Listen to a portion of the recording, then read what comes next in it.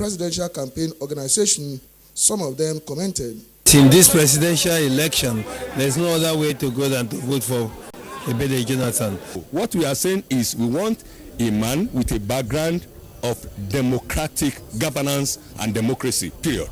President Goodluck Jonathan thereafter paid a courtesy visit on the Atauja of Oshogbo, Oba Jimoh Olanipekun, to solicit the monarch's royal blessings in Oshogbo. Yemi Akitunde, NTA News. And still on politics, the Nigerian Women Platform for Peaceful Election, a non-governmental organization, is to be part of the 2015 general elections monitoring team. The group made this known while on an advocacy visit to the Independent National Electoral Commission in Abuja. Correspondent Aisha Tuzango Abdullahi has the details. The Women Platform for a Peaceful Election is collaborating with the United Nations Women to pilot the proposed election monitoring activities in 10 states, including the Federal Capital Territory. We're building on already existing structures, so which makes it very easy, taking into cognizance the short time frame.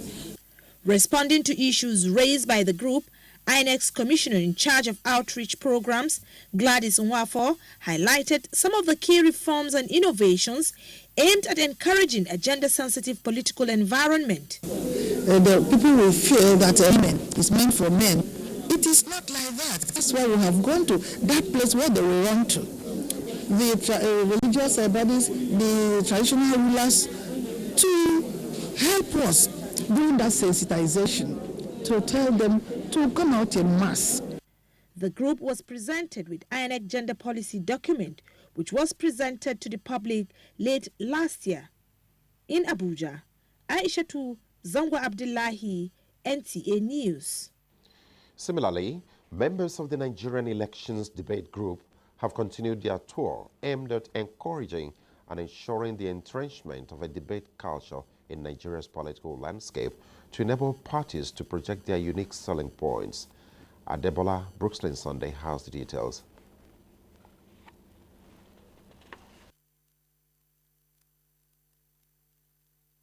Much later. The Minister of Youth Development, Boni Haruna, has joined well-meaning and peace-loving Nigerians to condemn the reposted burning of 2 buses with President Goodluck Jonathan's picture by irate youths in Jos Plateau State. In a statement issued in Abuja, the minister stated that the act of violence and the follow-up riots by other youths is against the ongoing efforts by the federal government to reorientate the youths against anti-democratic and violent conducts before, during, and after the upcoming general elections in February. Boni Haruna noted that the ongoing capacity building workshop for effective youth participation in the elections in Nigeria, being organized by the Ministry of Youth Development, is strongly supported by development partners to proactively build the capacity of youths on inherent danger of partaking in violent acts. Underscoring the role of the over 60 million youths in the nation's quest for a violence-free election, the minister implored the youth to act as fundamental building blocks for the realization of the aspiration of a new Nigeria by shunning the temptation of descending into violent conduct in this period of campaign. The Ministry of Women Affairs is on its toes to ensure the protection of the rights of women and children in the country during conflict. The Minister Hajia Zainab Maina stated this when the UN Special Representative of the Secretary General for Children and Armed Conflicts met with her in Abuja. Laure Balahassan has details. Special Representative of the Secretary General for Children and Armed Conflict said her visit to Nigeria is to assess the situation and happenings in the Northeast, build a strong relationship with the federal government to see that children's rights are protected and killings, attack on schools, sexual violence, among others, are stopped. The Minister of Women Affairs, while welcoming the initiative, said the federal government is developing various strategies to ensure that the rights of children are protected and terrorism is brought to an end. The issue of taking care of the children who happens to be victims is also being addressed squarely. The special representative who visited the National Human Rights Commission said the UN is concerned about what is happening in Nigeria, adding that the visit is to engage relevant stakeholders in identifying the violations that affect children in armed conflict and how to address the situation. And I would like to emphasize that your commission is identified as a major partners with whom we can work. It becomes very, very difficult to classify the status of the insurgents with a view to seeing how we can hold any one of them accountable for recruiting or releasing children in the armed conflict. The UN representative is expected to visit the Northeast and meet with internally displaced persons, especially children. In Abuja, Laure Bala Hassan, NTA News. We now return to the story on the president's visit to Ado-Ekiti. President Goodluck Jonathan says his administration is poised to meet the target of creating 2 million jobs every year to create employment for teeming Nigerians. The president made the promise in Ado-Ekiti, Ekiti State. Kemi Fakaye reports. Oluyemi Kayode Stadium in Ado-Ekiti played host to several support groups and party stalwarts who came in their numbers to show their support for the PDP presidential standard bearer, President Goodluck Jonathan. The president thanked the people of Ekiti State for electing Governor Ayo Fayose and promised to work with him for the development of the state. He assured the people that Ado-Ekiti Akure Road will be resurfaced, while Ado-Ekiti Ifaki Road will be constructed if given the opportunity again. But you never had one single federal university, and I felt it was not right. Ekiti people did not come to ask me, but I believe that what is right is right. And that's why we gave a federal university to Ekiti State. And that is, I always say, that is the way you will even fight corruption. You must create a system using the electric method, IT method. You must use IT to prevent crime. You use IT to prevent corruption. And that fertilizer area is one area that we have succeeded. And we'll do that in all sectors of our economy. We're also building a 100,000 metric tons capacity silo, because we believe that our farmers must have where to store their grains. When we buy grains from the farmers, we must store and bring out when we need. And Ekiti State is also getting that from Minister of Agriculture. The presence of Vice President Namadi Sambo and the presidential campaign advisor Tony Anini, among other top party leaders, gave a convincing turnout at the rally. Among them are governors of Ekiti and Ondo states. Olusegun Obasanjo does not represent the voice of the Yoruba nation. General Olusegun Obasanjo does not represent the voice of the Yoruba nation. I listened to Oba of Lagos. He was able to say it expressly clear. He was able to identify those who are corrupt. He was able to identify the characters in this country. If you are accusing Jonathan as corrupt, how did we come about the 50 million you shared during the third term? For us in Ondo and Ekiti, we are going to vote for this progressive president. We are going to vote for this progressive president.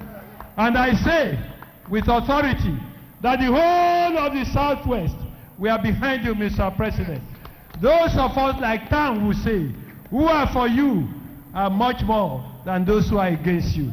And others on why President Jonathan should be given the mandate again. Under his able leadership, a lot of developmental strides that has made this country much greater than we found it. For those of them who tell you Nigeria does not work, have you ever seen something becoming more successful and better without hard work? Have you? I want to tell you that Nigeria is working under President Goodluck Ebele Menasara Azikiwe Amoluabi Jonathan.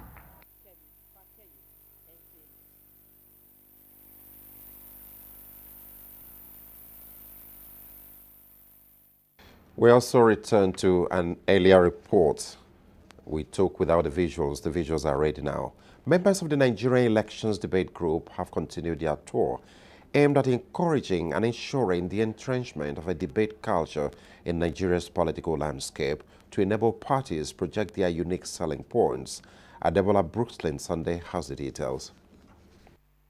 Allied Congress Party of Nigeria was the first point of call, where the presidential candidates Ganiu Galadima received the team and expressed pleasure that the debate will afford him the opportunity to tell Nigerians his plan to change the nation for the better. You are contributing your own quota to the growth of democracy in Nigeria. For National Secretary of People's Party of Nigeria, Eyowawi Razak, it is an opportunity for his party to, for the first time since the creation of the party in 2010. Financially, we cannot get this rich because we don't have the financial might to go to IIT or go to NTA or go to any of the media houses to say we want to start doing publicity. We don't have the might. Kowa Party was their final destination for the day's tour, as the team moved to the residence of the national chairman of the party, Umar Mustafa. We can never get it right unless people who are competent, who have integrity, who are sincere, and who take it as a responsibility come up and take those challenges. Members of the Nigerian Elections Debate Group, chaired by the Director General, NTA, Shola Omole, spoke on the group's activities. We don't expect anybody to pay anything to partake in the elections debate, and this has been the culture, this has been the practice since 1999. In so doing, we will help Nigerians through the media and the medium of broadcasting especially to make informed choices. It's going to be based on scientific empirical research. Vice presidential debate has been scheduled for Tuesday, January 27, 2015, while the first session of presidential debate has been slated for 29th of January, and the final session will take place on 5th of February 2015. In Abuja, Adebola Brooksland Sunday, NTA News. We're going on a short break now, but before then, a recap of our stories. We told you that as PDP presidential campaign train moves to Ado-Ekiti and Osogbo, President Jonathan has promised to meet his target of creating 2 million jobs every year.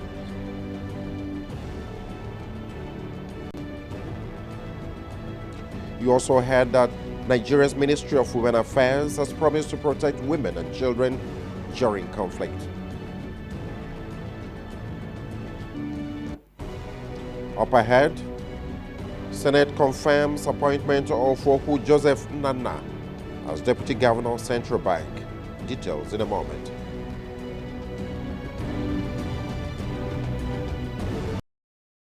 It's out. Your #1 indispensable daily companion, TV Guide. This last quarter 2014 edition will simply blow your mind. It's digitization fever in the broadcasting industry. How ready are we? Africast and MidCon 2014 have come and gone. Lots of lessons learned. Good Morning Nigeria and My Music and I. Two programs on NTA Network. Ibrahim Adra from radio to television. He is bringing it. Is the cell phone killing the traditional wristwatches? Find out on TV Guide. And Victor Olaya. The new collaborates with the old. And now on our cover is our own mother of Nollywood, Joke Silva. This auntie next door has so much to say. TV Guide. Buy one and give one to a friend. TV Guide. Available nationwide.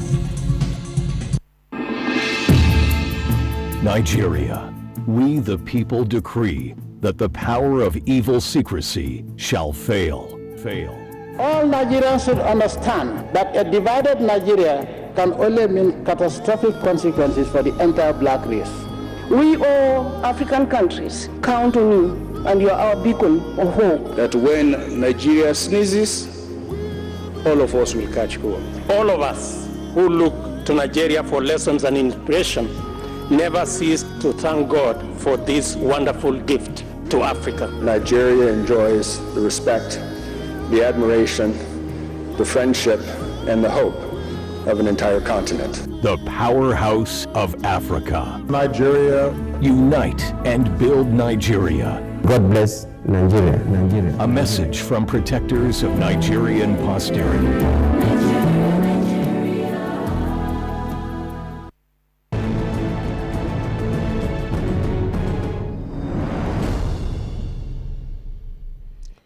You're welcome back. The news continues. The Senate has confirmed President Jonathan's nominee, Okwu Joseph Nana, for appointment as Deputy Governor of the Central Bank of Nigeria. This followed the adoption of the reports of the Senate Committee on Banking, Insurance and Other Financial Institutions on resumption of plenary by the lawmakers.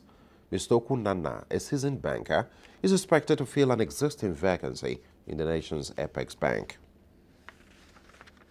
Meanwhile, the Senate President David Mark, while addressing the senators, urged them to keep alive their responsibilities to Nigerians, in spite of the excitement being generated by the forthcoming elections. Moving on, the National Assembly is collaborating with Johns Hopkins University in the United States towards boosting the nation's capacity for good governance and development. Already, a delegation from the institute in Washington, D.C., has met with the Deputy Senate President Ikekwe Mado to draw up a roadmap for the Educational Empowerment Program. Adamu Sambo reports. In a memorandum of understanding soon to be signed between the two parties, Johns Hopkins University will set up executive education programs starting from this year at the National Institute of Legislative Studies. The Deputy Senate President said this will go a long way in meeting the demands of Nigerians who travel abroad to seek quality education or build their capacities. Nigerians are hungry to build their capacity because of the complexity of governance. Nigerians keep building their capacity, especially those in government and those in private sector. So what we want to do is to bring home what they go abroad to look for, which is the quality education. So and Johns Hopkins is one of the best in the world. Leader of the delegation, Professor Paul Lubeik, acknowledged the nation's democratic strides, noting, however, that there are challenges which he believes are being addressed. He said the educational expansion programs will benefit both the United States and Nigeria. In Abuja, Adamu Sambu, NTA News.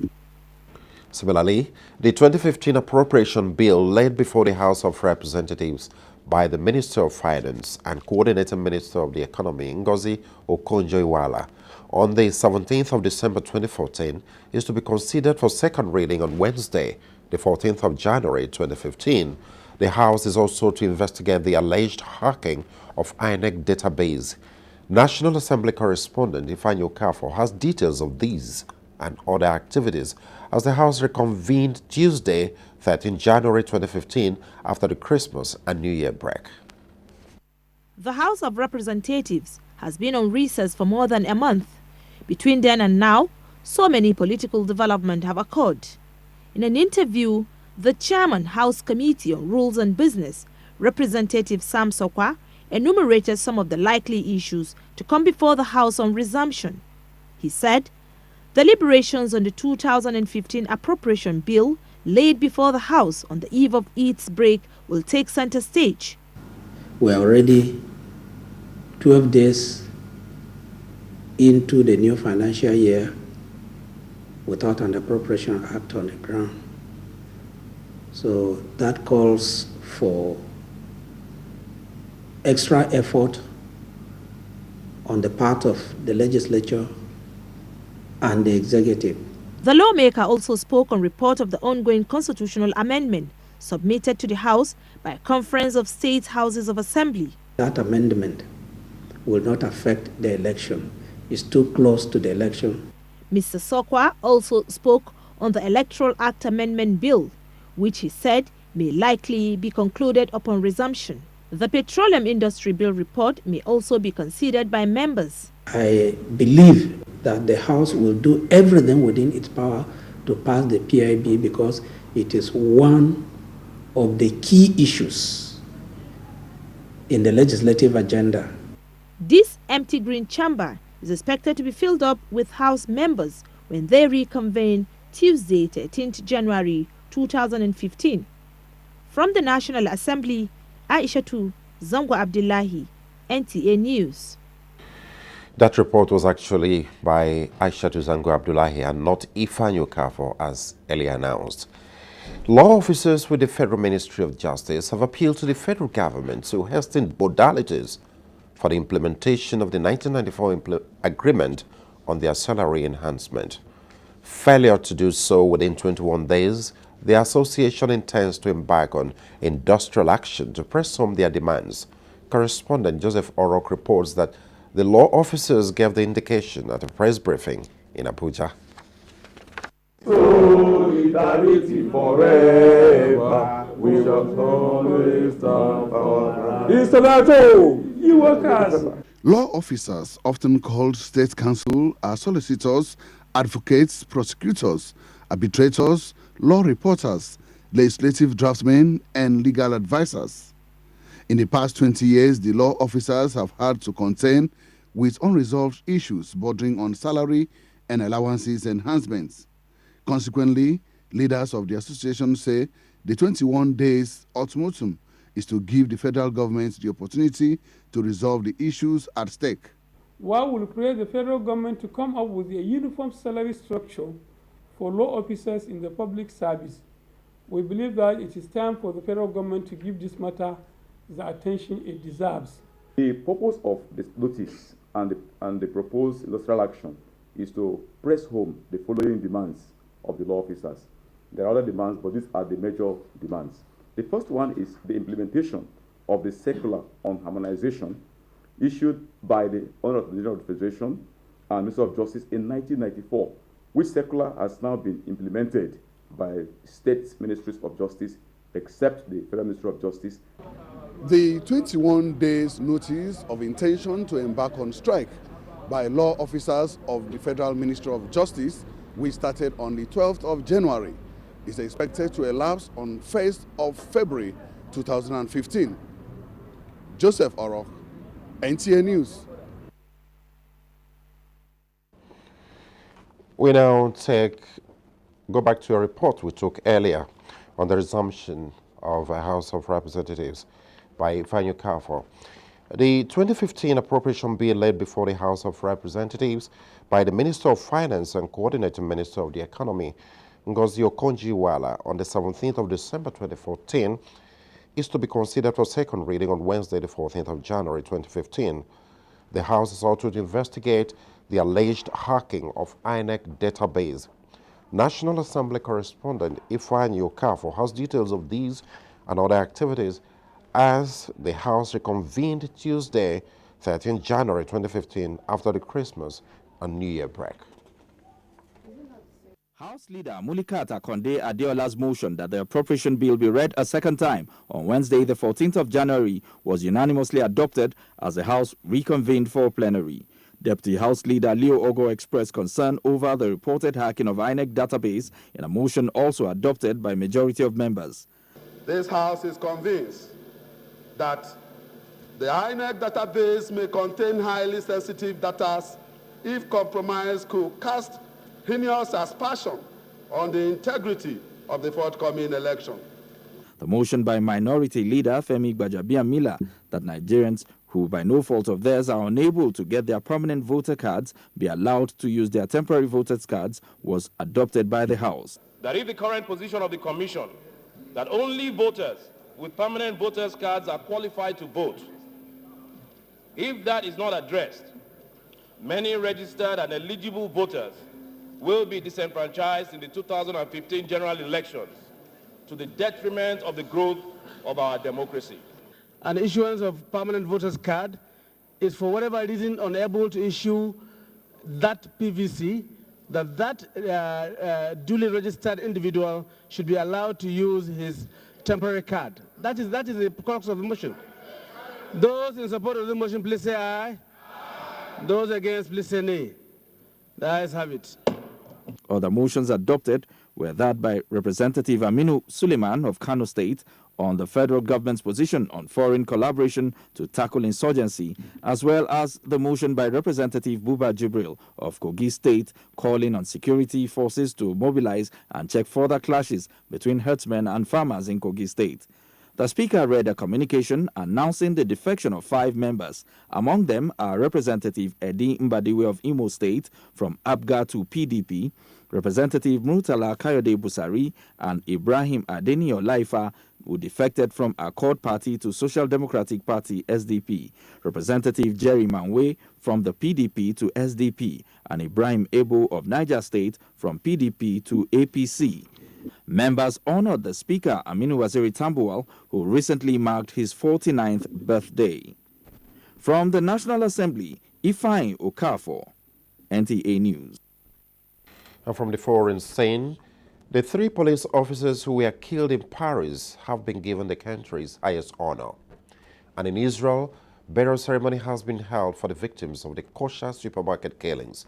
Taiwo Dubeso has details of these and more. A solemn tribute for the 3 police officers killed last week in Paris. President François Hollande placed Légion d'honneur on their coffins, the highest honor in France. France is still on its highest state of alert. Armed police surround the offices of the newspaper Libération, where journalists have determined it should be business as usual, despite the killing of their colleagues. 3 million copies of the paper have been published instead of the usual 60,000. Newspaper vendors have been overwhelmed by the demand. I used to receive 5 copies here and I would only sell 1. After these events, I should be getting 40 copies tomorrow, but 60 people have already paid in advance, so I'll be getting more copies over the next few days.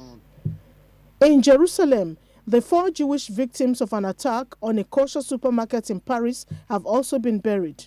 Israel's political elites all turned out to pay their last respect. Pope Francis has arrived in Sri Lanka for the start of his